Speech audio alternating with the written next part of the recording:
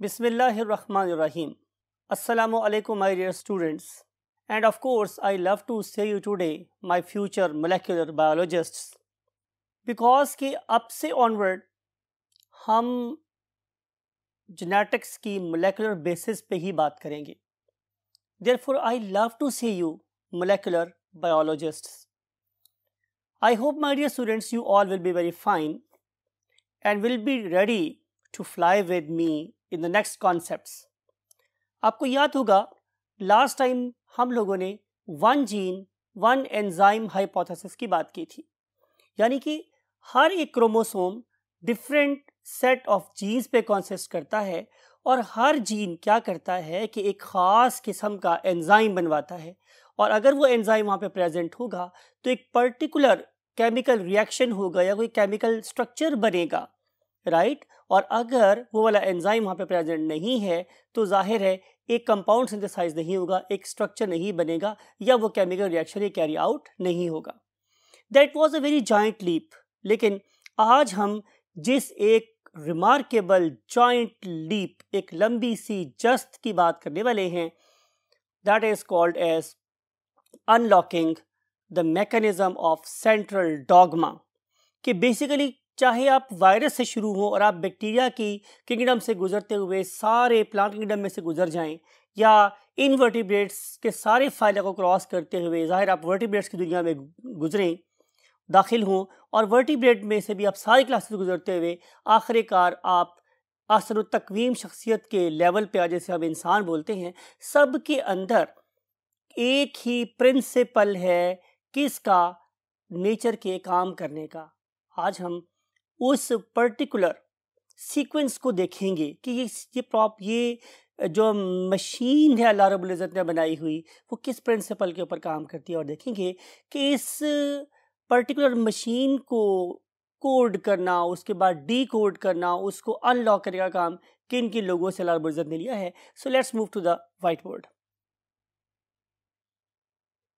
Yes my dear molecular biologist, हम आपसे बात करने वाले हैं how DNA encodes for the protein structure, यानी कि हमारा डीएनए किस तरह प्रोटीन बनवाता है। कल आपको याद होगा मैंने इंट्रोडक्शन में भी बोला है कि हमने one gene one enzyme hypothesis की बात की थी कि जितने भी मेरे पास एंजाइम है वो सारे के सारे किसी ना किसी जीन की वजह से बनते हैं। अगर मेरे पास जीन सही काम कर रहा होगा तो सही एंजाइम बनेगा, और अगर जीन में खराबी होगी तो एंजाइम नहीं बनेगा। ये जो हम लोगों ने बात की थी ये क्लस्टर लेवल के ऊपर बात की थी, क्रोमोसोम के ऊपर जीन्स क्लस्टर की फॉर्म में, गुच्छों की फॉर्म में रहते हैं। आज हम इसी पर्टिकुलर प्रॉब्लम को किसी और एंगल से देखने वाले हैं, राइट। ईयर था हमारे पास 1953, तो हम 1953 की बात करने वाले हैं, 1953 की बात कर रहे हैं। There was an English biochemist। इसका मतलब ये नहीं है कि वो इंग्लिश बोलता था, इसका मतलब यह है कि he was belonging to UK। उन लोगों को हम इंग्लिश मैन बोलते हैं, आपको पता है इस बात का। तो ये एक इंग्लिश बायोकेमिस्ट था, means he was basically a chemist who was working on living molecules, you know very well। फिर भी आपको reinforcement के लिए बोलता रहता हूँ ऐसी चीज़ें बार बार। तो he was an English biochemist, his name was Frederick Sanger। तो आप नाम लिखेंगे उसका, Frederick Sanger, and he was basically an English biochemist। तो हम इस पर्टिकुलर साइंटिस्ट को ट्रिब्यूट करने के लिए यहाँ पे उसका एक खूबसूरत सा इमेज लगवाते हैं। He was an Englishman and his subject was biochemistry. इस बंदे ने एक अजीब सी अचीवमेंट हासिल की। वो अजीब सी अचीवमेंट हमें क्यों अजीब लग रही थी कि उस टाइम पे ये काम करना एक बहुत ही डिफरेंट सी बात थी, और शायद हमारी मेंडेलियन जेनेटिक्स के अंदर और मॉडर्न जेनेटिक्स के अंदर शायद एक लिंक के तौर पे, एक ब्रिज के तौर पे इस एक्सपेरिमेंट ने काम किया। हम अगेन वही बात है, ट्रिब्यूट पेश कर रहे हैं फ्रेडरिक सांगर को। तो being a teacher I should give you some idea कि हम इसे कैसे लिखेंगे। तो आंसर ये है कि आप एफ अलहदा याद रखें, रेड अलहदा याद रखें और रिक अलहदा याद रखें। तो F red rick. Frederick and Sanger is, I don't think it is difficult for you. तो ये इस इंग्लिश बायोकेमिस्ट्री में क्या किया कि उसने हमें सबसे पहले एक प्रोटीन सीक्वेंसर के दी। बात आपको समझानी है, आई होप कि अगर आप मेरे साथ साथ हैं तो आपको ये बात समझने में हरगिज़ मुश्किल नहीं आएगी। कि देखिए पहले हम लोग क्या कर रहे थे, पहले हम लोग करते थे जनाब, हमने एक मॉलिक्यूल लिया और उस पर्टिकुलर मॉलिक्यूल को मोलेकुलर वेट असाइन कर दिया, तो पता चल गया कि ये प्रोटीन छोटी है, ये प्रोटीन बड़ी है।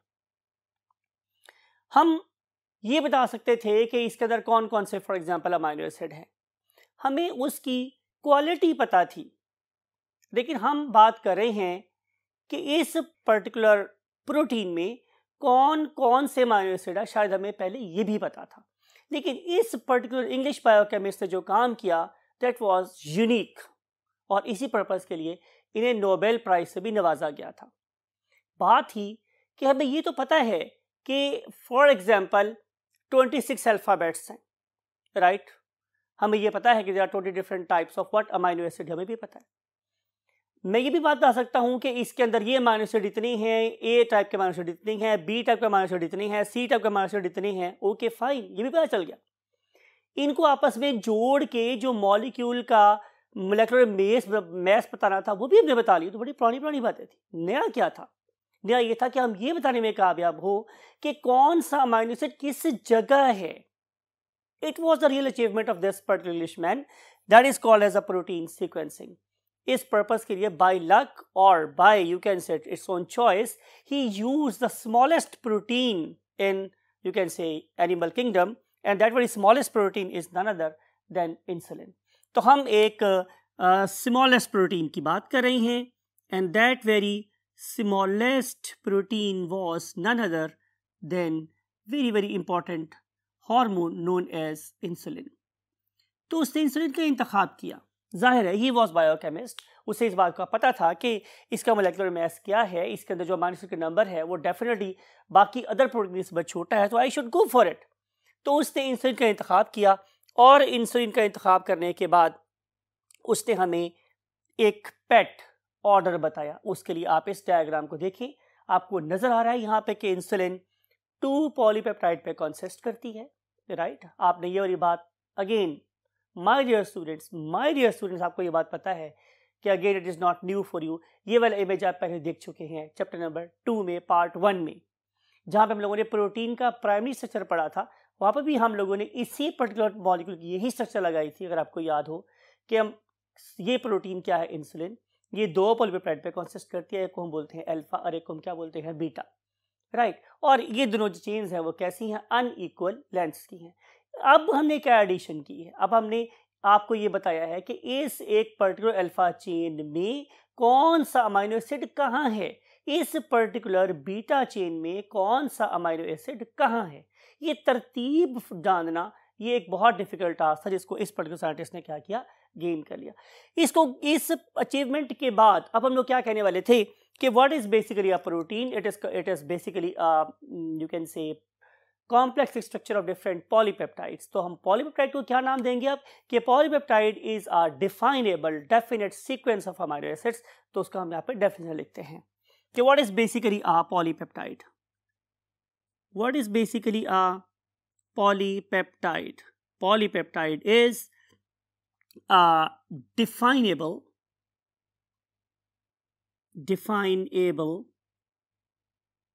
sequence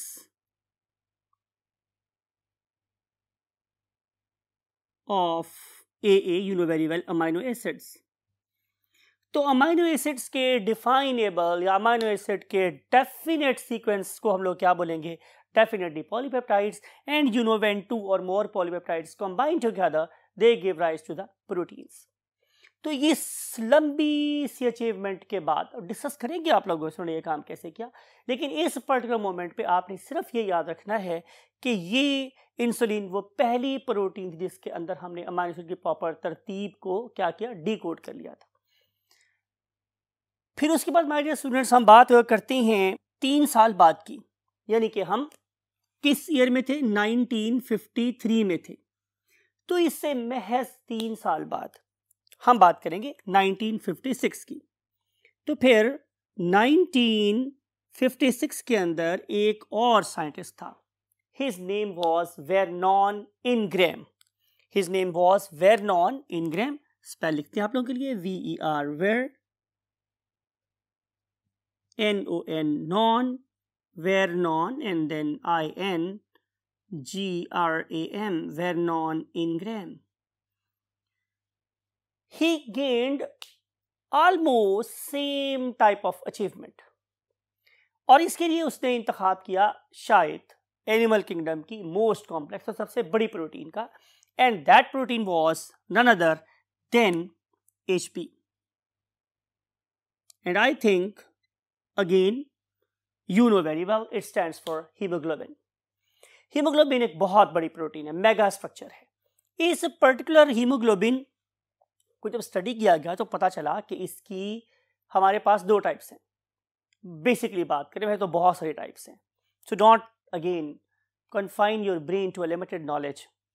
तो हम बात कर रहे हैं कि फॉर एग्जांपल इसके भी हमारे पास सिर्फ दो टाइप्स हैं. उनमें से एक का नाम मेरे पास क्या है, नॉर्मल हीमोग्लोबिन. और आपको पता है कि जब नॉर्मल हीमोग्लोबिन आके हमारे RBC की सरफेस पे अटैच होती है तो हमारे RBC की शेप कुछ इस तरह की बनती है. ये बड़ा स्मूथ सा एक ट्यूब की तरह स्ट्रक्चर है. Again it is not new for you, बहुत बार डिस्कस हुआ आप लोगों के साथ. लेकिन इसकी जो दूसरी टाइप है that is called as sickle haemoglobin. अब सिकल किसे बोलते हैं, लुकेट से जैसे हम बोलते हैं दरांती. और ये जो दरांती है ये आमतौर पर घास वगैरह काटने के काम आती है, राइट. तो इस वाले केस में क्या हुआ कि अगर एक सिकल हीमोग्लोबिन आके हमारे RBC की स्ट्रक्चर पर अटैच होती है तो वो मेरी RBC की शक्ल को ही डिस्टॉर्ट कर देती है और उसकी शक्ल कुछ इस तरह की हो जाती है. चूंकि इसने RBC की शक्ल को ही मॉडिफाई कर दिया है इसलिए डिजीज कहलाएगी सिकल सेल एनीमिया. बिकॉज कि अब इसकी एबिलिटी ऑक्सीजन ट्रांसफर करने की भी क्या है काफी ज्यादा रिड्यूस हो जाती है, इसलिए हम इसे क्या बोलते हैं, सिकल सेल एनीमिया, राइट. इस पर्टिकुलर साइंटिस्ट ने क्या अचीवमेंट के बारे में सुना, उसने हमें मोलेकुलर बेसिस बता दी. Again it was a stunning achievement. उसने हमें क्या बताया कि what is the molecular basis, कि व्हाट इज द और what are the molecular basis of sickle cell anaemia. Sickle cell anaemia अगर आपने पूरा लिखना है माय डियर स्टूडेंट्स, मैं समझा रहा हूं, I am here to give you the concept. आप पूरा लिखेंगे. he provided us what the molecular basis of sickle cell anemia, right. बहुत बड़ी अचीवमेंट थी मोलेकुलर बायोलॉजी की फील्ड में. एक बहुत बड़ी अचीवमेंट इस लिहाज से कही जा सकती है कि जब जिन म्यूटेशंस का या जिन चेंजेस को हम पहले बात कर रहे थे वो ऑर्गेनिज्म के किस लेवल पे डिस्कस होती थी, क्रोमोसोम के लेवल पर, स्ट्रक्चर के लेवल पे डिस्कस हो रही थी. लेकिन अब जिस चीज की हमने बात की है दैट इज वेरी रिमार्केबल कि हमने उस पर्टिकुलर मॉलिक्यूल के अंदर एक खास पॉइंट को, एक खास यू कैन से डॉट को पिन पॉइंट करके ये बताया कि इनफैक्ट इतने बड़े मॉलिक्यूल के अंदर ये वो पॉइंट है, ये वो जगह है कि जहां पे क्या आई है, चेंज आई है. तो इस किस्म की म्यूटेशन को हम क्या बोलते हैं, पॉइंट म्यूटेशन, जिसके पीछे एक छोटे से मॉलिक्यूल में आने वाली चेंज ने मॉलिक्यूल की पूरी स्ट्रक्चर को क्या कर दिया, ऑल टुगेदर डिस्टॉर्ट कर दिया, राइट. इसके लिए कुछ थोड़ी सी बातें आपसे रिवाइज करते हैं चैप्टर नंबर 2 पार्ट 1 में से. क्या थी my dear students, look at this कि हमारी हीमोग्लोबिन जो एक मैमथ मॉलिक्यूल है इसमें 4 पॉलीपेप्टाइड्स थे, 2 अल्फा चेन्स थी और 2 बीटा चेन्स थी. अगर आप इस नॉर्मल हीमोग्लोबिन की चेन्स को सिकल हीमोग्लोबिन की चेन से कंपेयर करें तो आपको नजर आ रहा है कि पहली 2 चेन्स नॉर्मल की और सिकल की बिल्कुल एक जैसी हैं, राइट.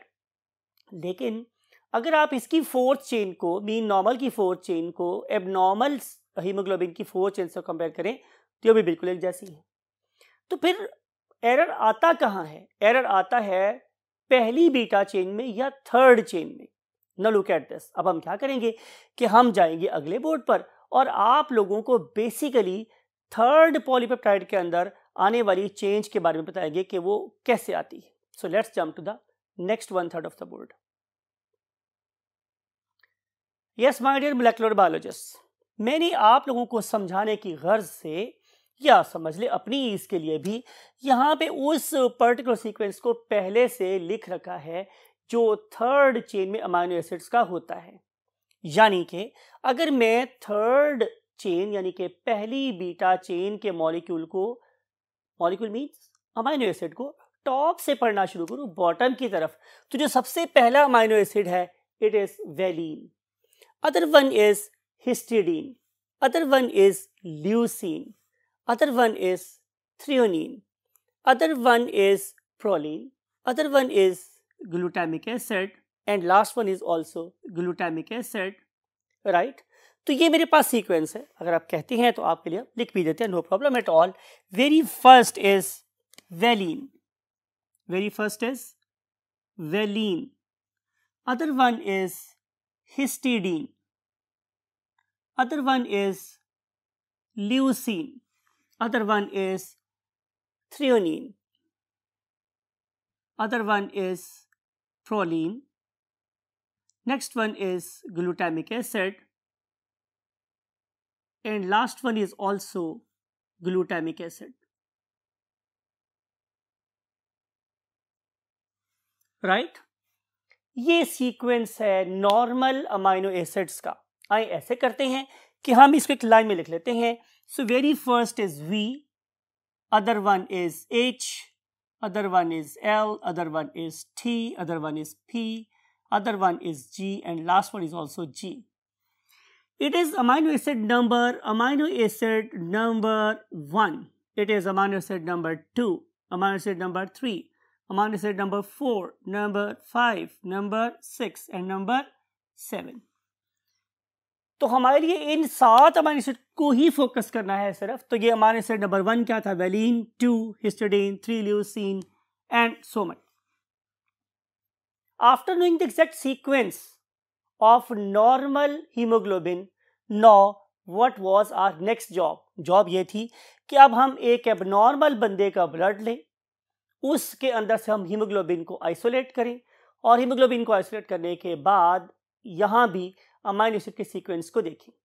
तो जब मैंने एबनॉर्मल पर्सन की हीमोग्लोबिन को निकाल के देखा तो मुझे क्या पता चला कि लुक एट दिस कि यहाँ पे वेलिन होना चाहिए तो वेलिन ही था। So there was no difference. So first 2 amino acids were definitely overlapping or matching with each other, and same with the second, same with the third, same with the fourth, same with the fifth. But look at this block, it is quite alarming. ये जो मेरे पास 6th amino acid है, it should be glutamic acid and 7th should be glutamic acid. It was perfect. ये G ही था। So where abnormality was lying? Abnormality was lying at amino acid number 6. Amino acid number 6 in abnormal person who was not provided with perfect amount of you can say oxygen. So therefore I am writing it with blue. कि वो क्या था? It was basically V, and V stands for valine. So हुआ क्या कि जो हमारा 6th amino acid था, 6th amino acid, it should be, इसे क्या होना चाहिए था? It should be glutamic acid. क्या होना चाहिए था इसको? Glutamic acid. लेकिन ये किससे रिप्लेस हो गया? इट वॉज रिप्लेस्ड बाय ऐसे लगा लेते हैं, a single amino acid known as valine। तो इस एक छोटी सी चीज ने क्या किया? इस छोटी सी चीज ने इस पर्टिकुलर अमाइनो एसिड की एबनॉर्मेलिटी की वजह से इस सिंगल चेन ने पूरी की पूरी हीमोग्लोबिन के मॉलिक्यूल की फोल्डिंग के अंदाज को ही बदल दिया। Every amino acid has got definite charge, ठीक है। Every amino acid has got its own nature. Few amino acids they are basically basic in nature and last one are neutral in nature. तो amino acid acidic भी हो सकते हैं, basic भी हो सकते हैं, न्यूट्रल भी हो सकते हैं, ठीक है। वो पॉजिटिवली चार्ज भी हो सकते हैं, वो नेगेटिवली चार्ज भी हो सकते हैं, वो न्यूट्रल भी हो सकते हैं। तो ये जो इनका आपस में इंटरेक्शन है, ये बेसिकली इन मॉलिक्यूल्स एक दूसरे के साथ इंटरेक्ट करके इनको फोल्ड करने में हेल्प कर रहा होता है। अगर मेरे पास 2 अपोजिट चार्जेस के अमाइनो एसिड आएंगे तो वो अट्रैक्ट करेंगे, यू नो वेरी वेल। और अगर 2 सेम चार्जेस आएंगे तो उसको रिपेल करेंगे। इसी अट्रैक्शन और रिपल्शन की वजह से ही मॉलिक्यूल दूसरे के करीब आते हैं और एक दूसरे से दूर भागते हैं और फोल्ड करते हैं अपने आप। अगर कौन बताएगा आप में से कि एक हीमोग्लोबिन में total number of amino acid कितने होते हैं? परफेक्ट, बिल्कुल सही बोला आपने कि हमारे पास टोटल 574 अमाइनो एसिड होते हैं। 574 अमाइनो एसिड्स। बात को माय डियर स्टूडेंट्स आपने गौर से सुनना है कि 574 अमाइनो एसिड में से वही अमाइनो एसिड है जो होने चाहिए थे और उतने ही हैं और वही हैं, जिस जगह पर होने चाहिए थे उसी जगह पर भी हैं। लेकिन इन 574 अमाइनो एसिड में से सिर्फ एक अमाइनो एसिड खराब हुआ है, 1/574। Look at the perfection of the almighty Allah कि इन 1, आप एडिशन करके देखें, आप 1 को 574 से डिवाइड करके देखें क्या आंसर आता है। इतने छोटे से एरर की वजह से, इस पर्टिकुलर नेग्लिजेंस की वजह से, सिर्फ एक अमाइनो एसिड खराब हो वजह से हमारी हीमोग्लोबिन की फोल्डिंग ऑल टुगेदर क्या हो गई, खराब हो गई, और इसकी वजह से हमारा हीमोग्लोबिन खराब हो गया, इसकी शक्ल सिकल्ड हो गई, और जब इसे जाके आरबीसी के ऊपर लगी तो आरबीसी भी क्या हो गया, सिकल्ड हो गया था। तो इस तरीके से हमें ये पता चला कि बेसिकली जीन क्या है। जीन एक ऐसा सेट ऑफ न्यूक्लियोटाइड्स है जो कंट्रोल करता है किसको, अमाइनो एसिड्स के नेचर को, अमाइनो एसिड की टाइप को, और अमाइनो एसिड के सीक्वेंस को, right. It is basically a gene. तो इसका मतलब ये होगा कि अल्लाह रब्बुल इज़्ज़त ने इंफॉर्मेशंस को डीएनए में कोड कर दिया और उस पर्टिकुलर कोडेड इंफॉर्मेशन को फिर प्रोटीन की फॉर्म में अपीयर करवाया गया। ठीक है, हम ये समझने में कामयाब हो गए थे कि बेसिकली हमारे पास इंफॉर्मेशन न्यूक्लियोटाइड्स की फॉर्म में प्रेजेंट होती है, जिसे हम लोग ट्रांसलेट कर लेते हैं एक और ज़बान में। यू नो वेरी वेल कि अगर मैं उर्दू को उर्दू में ही करूं तो ये सलीस कहला सकती है, ये मुतदाद मुतरादिफ हो सकता है, ये मुज़क्कर मुअन्नस हो सकता है। लेकिन जब मैं बात करता हूँ ट्रांसलेट की, इसका मतलब ये है कि मैं उर्दू को इंग्लिश में, या इंग्लिश को पर्शियन में, या पर्शियन को अरेबिक में, अरेबिक को फ्रेंच लैंग्वेज में बदल रहा हूँ। तो अगर आप इस बात को समझने में कामयाब हुए तो ये आपके लिए आज के लेक्चर की बड़ी अचीवमेंट होगी कि बेसिकली हम एक नेचर के सीक्रेट को अनलॉक करने में कामयाब हुए थे कि basically nature is doing translation कर रही है। वो लेती है लैंग्वेज न्यूक्लियोटाइड्स के, वो क्या करती है, वो न्यूक्लियोटाइड्स को लेती है किस फॉर्म में, डीएनए की फॉर्म में। So DNA is existing in the form of nucleotides. So whenever we want to make protein, तो we have to use some other alphabets, और वो some other alphabets क्या है, अमाइनो एसिड्स के। What are their alphabets? Their alphabets are nucleotides. तो मैं nucleotides की language को किस जबान से बदल रहा हूँ, अमाइनो एसिड की जबान से बदल रहा हूँ, तो बनेगी क्या मेरे पास, protein.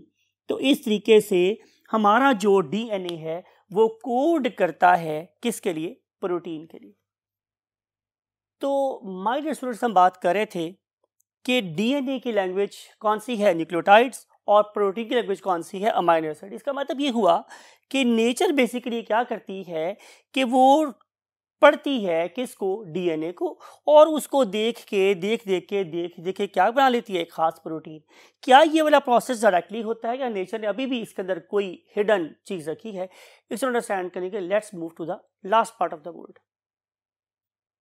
Yes my dear students, हमने आपसे रोस्टर पर यही प्रॉमिस किया था कि आज हम सेंट्रल डॉगमा की बात करेंगे कि what is the basic principle of working of the cells. तो उसके लिए आइए हम एक डायग्राम ड्रॉ करते हैं। वो डायग्राम क्या है, central dogma, central dogma of the God, basic principle, basic working architecture of the God क्या है।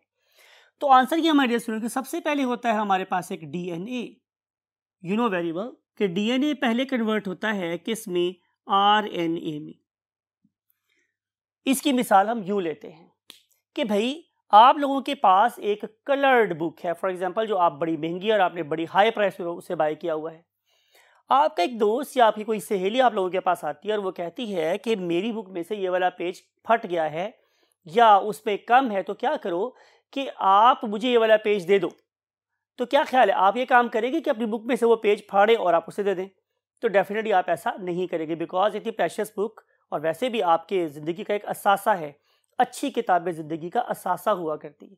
तो आप क्या करेंगे, आप उसको कहेंगे definitely I want to help you, लेकिन मैं आपकी हेल्प अपनी बुक की कॉस्ट पे नहीं कर सकती। मैं क्या करती हूँ या मैं क्या करता हूं कि मैं इसकी एक फोटोकॉपी करवा लेता हूं, बेशक वो कलर्ड ही और वो थोड़ी एक्सपेंसिव ही क्यों ना हो, because I have a big heart, तो I am ready to help you out, no problem at all.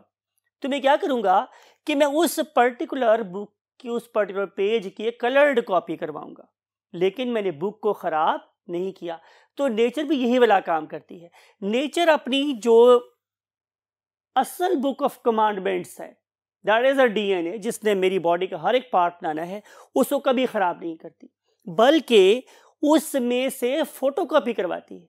And that very photocopy of the original document और DNA is called as RNA.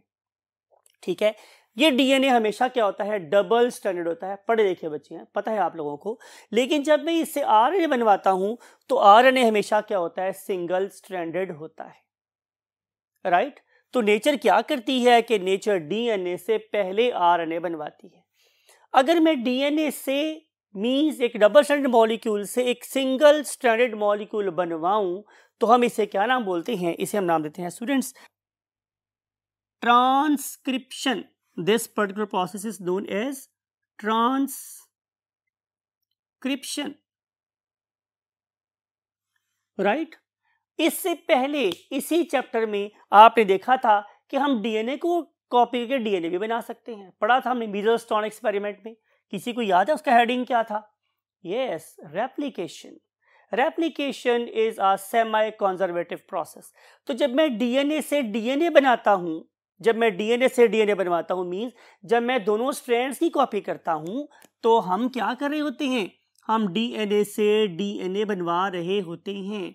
This process is known as replication. Replica क्या था, copy. मेरा ख्याल है कि ख़वातीन आजकल इस बात को बढ़ती तरीके से अंडरस्टैंड कर सकती हैं कि उनको बड़े बड़े अच्छे ब्रांड्स के रेप्लिका मिल जाते हैं। रेप्लिका क्या होता है, copy.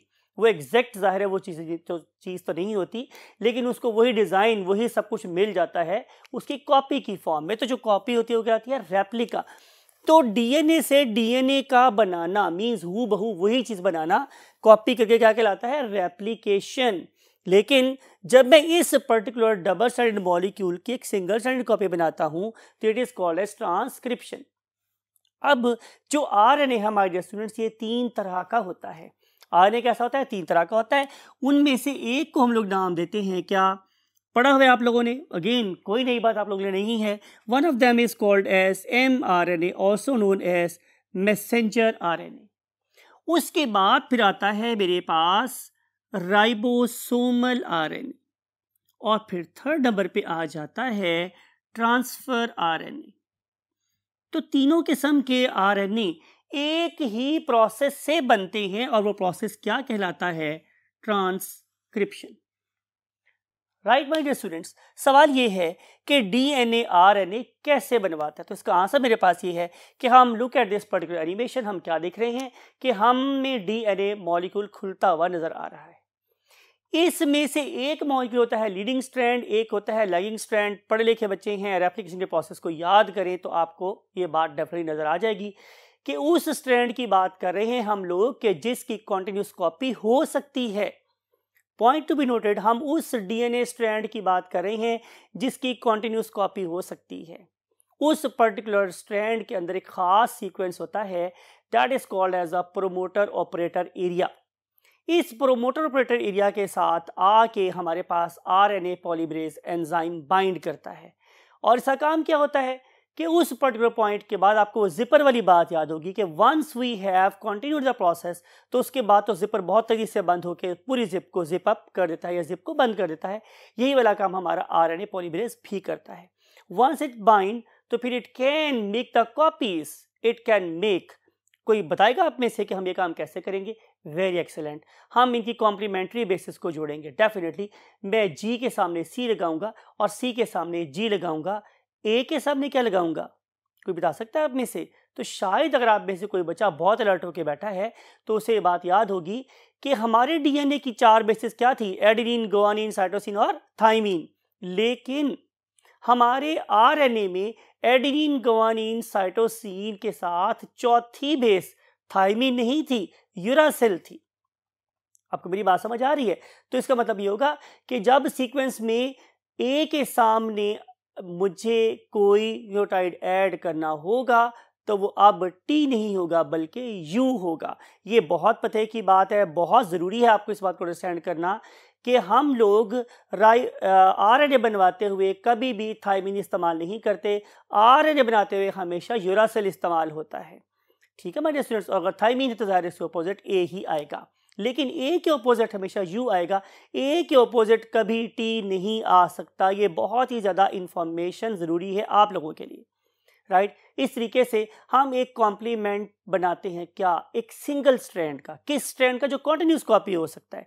Once we have you can say carried out this process, तो मुझे पता चलेगा कि इस पर्टिकुलर जीन के एंड पे एक स्टॉप सिग्नल लगा हुआ है। जो ये वाला स्टॉप सिग्नल आएगा तो पॉलीमरेज इस पर्टिकुलर न्यूक्लियोटाइड की चेन में फर्दर आरएनए न्यूक्लियोटाइड ऐड करना बंद कर देगा, राइट। और ये पूरे की पूरी असेंबली, ये जो मशीन थी जो इसकी कॉपी करी थी, वो क्या करके डिसअसेंबल कर देगी और इस पर्टिकुलर डीएनए के साथ से तैयार शुदा आरएनए बाहर निकल जाएगा और डीएनए दोबारा से क्या हो जाएगा, वाइंड अप हो जाएगा। तो इसका मतलब ये होगा कि हम डीएनए को ज़रूरत में खोल सकते हैं और ज़रूरत खत्म होने के बाद डीएनए को दोबारा से लाइगेज की मदद से बंद कर देते हैं ताकि ये ख़राब ना हो। Once we have got this particular RNA, it may be messenger RNA, it may be ribosomal RNA, it may be transfer RNA।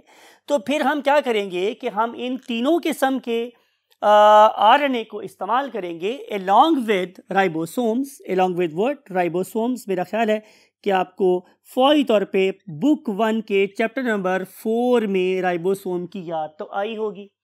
ये जो मोहतरम राइबोसोम थे, आपको याद होगा कि ये प्रोटीन सिंथेसाइजिंग मशीन है। हम इन तीनों को इनके पास भेजेंगे, तीनों को हम इसके पास भेजेंगे। कैसे भेजते हैं, कैसे यूज़ करते हैं, बात का इशू है, लेकिन ये तीनों राइबोसोम की मदद करते हैं। राइबोसोम से बनवाते हैं क्या, एक ख़ास molecule, and that very molecule is called as protein. तो ribosomes are basically are present over here to synthesise what, proteins. तो एक ऐसा प्रोसेस डिस्कस किया था मैंने आप लोगों के साथ, एक ऐसा प्रोसेस कि जिसमें हम न्यूक्लियोटाइड की ज़बान को अमाइनो एसिड की ज़बान में बदल देते हैं। तो ये कहलाता है क्या, प्रोसेस, ट्रांसलेशन। ये प्रोसेस क्या कहलाता है, ट्रांसलेशन। डिस्कस हुआ आप लोगों के साथ। तो what is the basically central dogma? Central dogma ये है कि डीएनए को अपने पास रखा जाए, डीएनए की क्वालिटी और क्वांटिटी को कंजर्व किया जाए और उससे बनवाया जाए क्या, आरएनए। और फिर आरएनए को भेजा जाए राइबोसोम के पास और राइबोसोम क्या बना दे, हमारी प्रोटीन। अगर मेरे डीएनए में फॉल्ट नहीं है तो फिर जाहिर है ज़रा चांस ये है कि हमारा आरएनए ठीक ही बनेगा, लेकिन ऑलवेज नॉट ट्रू। ऐसा पॉसिबल भी हो सकता है कि डीएनए से डीएनए तो ठीक बन रहा हो, लेकिन जब मैं डीएनए से आरएनए को बनवाऊं तो भी प्रॉब्लम आ सकती है। तो जब आरएनए से अगर आरएनए और डीएनए बिल्कुल सही काम कर रहे हैं तो फिर जाहिर है राइबोसोम के लेवल पर भी खुदा ना खासा प्रॉब्लम हो सकती है कि उसने ट्रांसलेट करते हुए गलती कर दी। लेकिन अगर ये सारा कुछ ठीक चल रहा है तो you will have the perfect protein. और अगर इनमें से किसी लेवल पर भी खराबी हुई, चाहे डीएनए के लेवल पे, चाहे आरएनए के लेवल पे या राइबोसोमल एक्टिविटी के लेवल पे कहीं भी एब्नॉर्मेलिटी होगी तो हमारी प्रोटीन एब्नॉर्मल बन सकती है। तो ये है बेसिकली वो सेंट्रल डॉगमा या वो कुदरत का सबसे कोर राज जिसे आज हम जान चुके हैं कि कुदरत बेसिकली डीएनए से मुख्तलिफ किस्म की स्ट्रक्चर्स कैसे बनाती है। So that's it for today. उम्मीद है कि आपको इस सेंट्रल डॉगमा की बिल्कुल समझ आई होगी, बिकॉज कि we have got very strong foundation of all this things. अगर आपको कहीं बात नहीं आ रही तो मैं हमेशा एक रेफरेंस बोलता हूँ, आप उस चैप्टर का वो लेक्चर खुला करें, वो वाला टॉपिक खुला करें, उसको दोबारा से सुना करें, so that you may have very strong foundation जिसके ऊपर हम इल्म के एक बहुत बड़ा क्या स्ट्रक्चर क्रिएट कर सकते हैं। इस उम्मीद के साथ, इस दुआ के साथ कि आप इस नॉलेज को वही बातें अपने अराउंड फील करें और देखें कि फ़ब अय्यी अलाई रब्बिकुमा तो कज़िबान वाली आयत कहाँ कहाँ अप्लाई होती है। इस दुआ के साथ कि आप निगाह बीना पैदा करें, निगाह बीना रखें अपने पास, और आप you may try to seek into the knowledge. सिर्फ रट्टा इसलिए ना मार रहे हो कि मैं नंबर लेने हैं, बल्कि आप उसके अंदर जो हिडन राज है उनको फाइंड करने में भी कामयाब हो, और you may prove yourself a very great molecular biologist in your life. I want to say you अल्लाह हाफिज़।